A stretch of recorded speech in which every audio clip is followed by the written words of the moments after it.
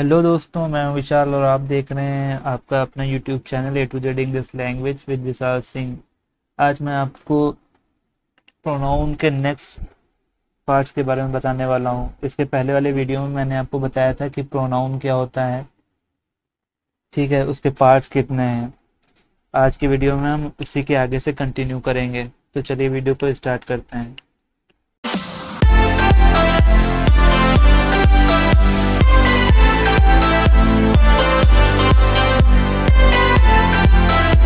Reflexive pronoun क्या होता है, रिफ्लेक्सिव प्रोनाउन किसे बोलते हैं, ठीक है। तो in a reflexive pronoun the action done by the subject turn back upon it. Reflexive pronoun में क्या होता है, रिफ्लेक्सिव प्रोनाउन वह सर्वनाम है जिससे प्रकट होता है कि कार्य का प्रभाव कर्ता मतलब सब्जेक्ट पर ही पड़ता है, किसी अन्य व्यक्ति पर नहीं पड़ता। कहने का मतलब है जो वर्क जिसके द्वारा किया जाएगा, ठीक है, उसका जो क्रेडिट है, जो प्रभाव है, वो उसी व्यक्ति को पड़े मिलेगा, किसी दूसरे व्यक्ति को नहीं मिलेगा। इन ग्रामर लैंग्वेज, इस सब्जेक्ट के द्वारा जो वर्क किया जाएगा उसका प्रभाव स्वयं सब्जेक्ट पे ही पड़ेगा, बल्कि किसी अन्य व्यक्ति पर नहीं पड़ेगा। जैसे example, the boys hid themselves, the boys hid themselves, बालकों ने या लड़कों ने खुद को छिपा लिया। ऐसे ही इससे पता चलता है कि जो लड़कों द्वारा वर्क किया गया मतलब छिपाने का, तो उसका प्रभाव किस पे पड़ा, स्वयं लड़कों पे ही पड़ा। फिर the old man hang himself, बूढ़े व्यक्ति ने स्वयं को फांसी लगा ली, ठीक है। इससे पता चलता है कि जो बूढ़े व्यक्ति द्वारा वर्क किया गया मतलब जो सब्जेक्ट, इसमें द ओल्ड मैन क्या है, सब्जेक्ट है, तो सब्जेक्ट के द्वारा जो वर्क किया गया उसका प्रभाव किस पे पड़ा, स्वयं सब्जेक्ट पे ही मतलब बूढ़े व्यक्ति पर ही पड़ा, उसने उसको फांसी लगा ली खुद को ही, ठीक है। If you do so you will hurt yourself, जब तुम ऐसा करोगे तो तुम अपने आप को चोट पहुंचाओगे। तो इससे पता चलता है कि अगर वह व्यक्ति जो भी है कुछ ऐसा करेगा जिससे हानि होगी, तो उसको जो हानि होगी किसको होगी, स्वयं उसी को होगी, ठीक है, मतलब सब्जेक्ट को ही होगी। फिर I covered my self with a blanket, मैंने खुद को अपने आप को कंबल से ढक लिया, ठीक है। तो इससे पता चलता है कि जो वर्क सब्जेक्ट के द्वारा किया गया है उसका प्रभाव किस पे पड़ रहा है, स्वयं सब्जेक्ट पे ही पड़ रहा है। ओके, अब जान लेते हैं कि रिफ्लेक्सिव प्रोनाउन, जिसको हिंदी में हम लोग बोलते हैं निजवाचक सर्वनाम, बनते कैसे हैं, ठीक है। तो ये भी जान लेते हैं कि ये बनते कैसे हैं। तो रिफ्लेक्सिव प्रोनाउन बनते कैसे हैं भाई, तो पर्सनल प्रोनाउंस फॉर्म होते हैं।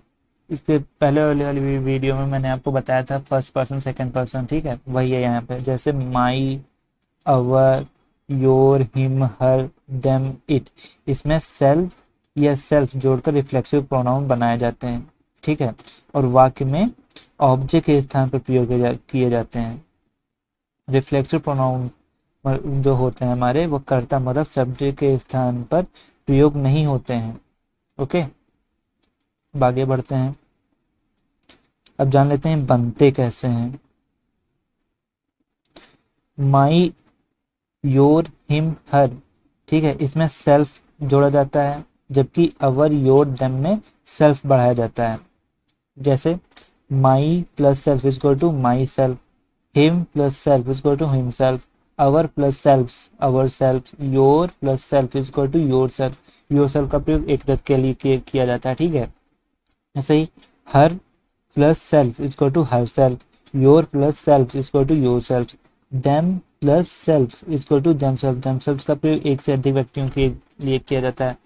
और ध्यान रखिएगा जो योर है हमारा, इसमें सेल्फ भी जुड़ जाता है और सेल्फ भी जुड़ जाता है।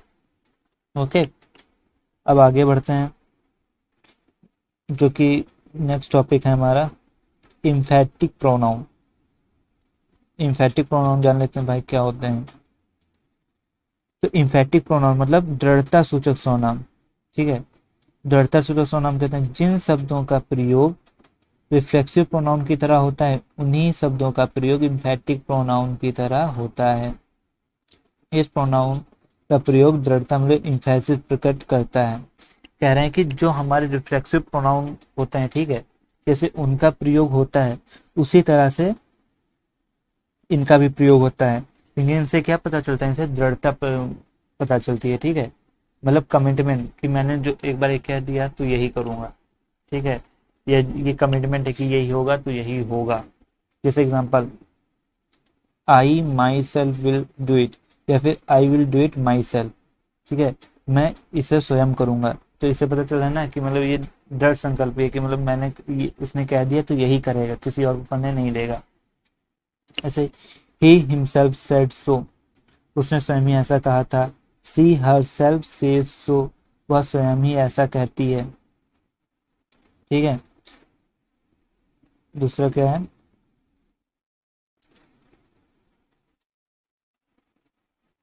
दे themselves admitted their guilt, उन्होंने स्वयं ही अपना अपराध स्वीकार किया था, ठीक है। It was told so by the teacher himself, master साहब द्वारा स्वयं ही ऐसा कहा गया था, ठीक है। अब संकेत में क्या कह रहे हैं ये देख लेते हैं। इम्फेटिक प्रोनाउन का प्रयोग इम्फेसिस मतलब बल या जोर प्रकट करने के लिए होता है। जो इम्फेटिक प्रोनाउन होते हैं हमारे दृढ़ता सूचक सर्वनाम, ठीक है, उनका प्रयोग बल या जोर को बताने के लिए किया जाता है। जैसे अतः जो इम्फेटिक प्रोनाउन है हमारे, उनका सब्जेक्ट के पास होना जरूरी नहीं है, ठीक है। अब आगे बढ़ते हैं। थर्ड संकेत क्या दे रहे हैं भाई, तो थर्ड संकेत क्या है हमारा,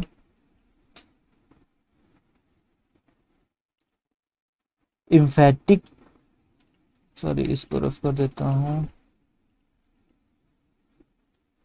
इम्फेटिक प्रोनाउन का प्रयोग सब्जेक्ट के स्थान पर नहीं किया जा सकता, यानी जो इम्फेटिक प्रोनाउंस हैं हमारे, उनका जो प्रयोग है सब्जेक्ट के स्थान पर नहीं किया जा सकता। जैसे यहाँ पे किया है माई सेल्फ विल डू इट, ठीक है, तो यहाँ पे माई सेल्फ देखो सब्जेक्ट की तरह यूज किया गया है, तो ये क्या है, गलत हो गया, क्योंकि बता रखा है कि इम्फेटिक प्रोनाउन जो होता है हमारे, उसका प्रयोग सब्जेक्ट के स्थान पर नहीं किया जाता है, बल्कि ऑब्जेक्ट के स्थान पर किया।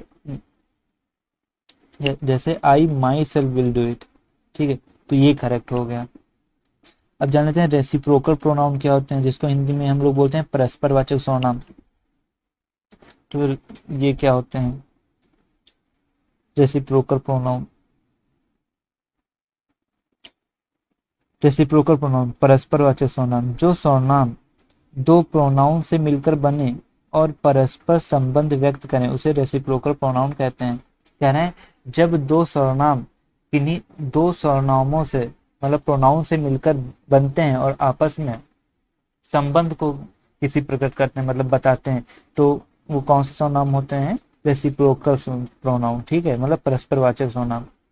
नोट में लिख लीजिएगा, ईच अदर और वन अनदर ही दो ऐसे शब्द हैं जिनका प्रयोग रेसिप्रोकल प्रोनाउन की तरह होता है, ओके। जैसे example, the two brothers love each other. फिर दूसरा, these three friends helped one another, ठीक है।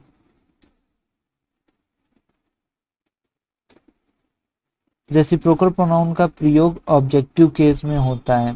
रेसिप्रोकल प्रोनाउन जो हमारे होते हैं उनका प्रयोग ऑब्जेक्टिव केस में ही होता है, ओके। अब थर्ड क्या है, ईच अदर। ईच अदर का प्रयोग दो व्यक्तियों के लिए किया जाता है, जबकि वन अनदर का प्रयोग दो से अधिक व्यक्तियों के लिए होता है, ओके। अब मूव करते हैं नेक्स्ट टॉपिक पे, जो कि है हमारा डिमॉन्स्ट्रेटिव प्रोनाउन। तो डिमॉन्स्ट्रेटिव प्रोनाउन क्या होता है भाई, नाम से ही पता चल रहा है, फिर भी मैं आपको बता दे रहा हूँ।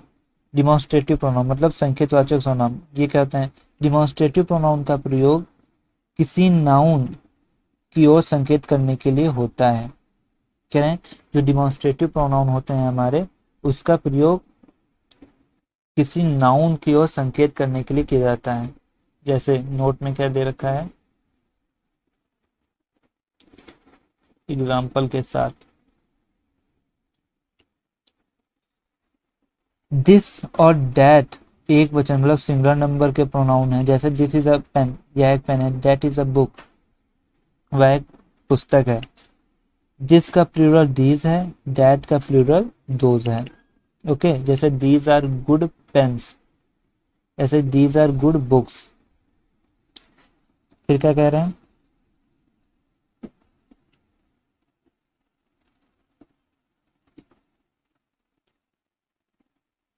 दिस और दीज पास के नाउन की तरफ संकेत करते हैं। जो दिस और दीज होते हैं वो पास की नाउन और पड़ोस की नाउन या संज्ञा की तरफ संकेत करते हैं, मतलब या पड़ोस की संज्ञा को बताते हैं।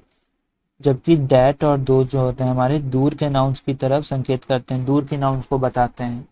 ओके, आई थिंक आप आज इतना समझ गए होंगे। आज के लिए इतना ही। इसके नेक्स्ट पार्ट में मैं आपको इसके नेक्स्ट पार्ट्स के बारे में बताऊंगा। तब तक के लिए बाय बाय, टेक केयर।